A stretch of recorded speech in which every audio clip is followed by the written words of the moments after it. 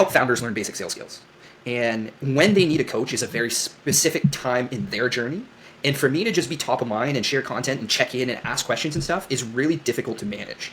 And I could do this in a CRM, but in a CRM, you have to manually add tasks. And if you forget to add a task, it doesn't remind you, and things are still not very well organized. So what it's done is like it's kept some like warm leads warm for a longer period of time, and a lot of these leads ended up either buying an ebook or signing up for group coaching package, or reaching back out to me and saying like, hey, you know what, I've been doing this thing, I'm ready for your help now, can we hop on a call? And I don't miss these conversations anymore. They're there, they're front and center, they're in the spotlight.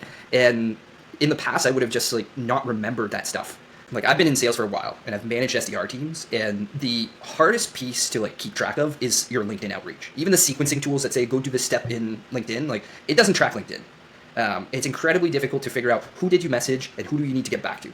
And if you're going to do any kind of prospecting on LinkedIn or any kind of personal branding where you might get some inbounds coming in, or you're using LinkedIn to grow your business, it is incredibly efficient to use Condo. It's the focus, having just a handful of conversations in the spotlight that you are focused on and having real interaction back and forth, and then remembering those interactions and having a way to pull them back.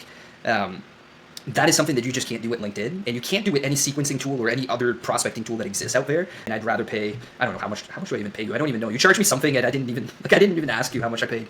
Whatever you charge me for Condo, I would rather pay that amount than paying, the hundreds of dollars for these like fancy sequencers that are going to remind me of doing activity but not actually drive conversations. So how much would I have to pay you to get rid of Condo? Well, I guess at least 25 grand, because that's what I made so far.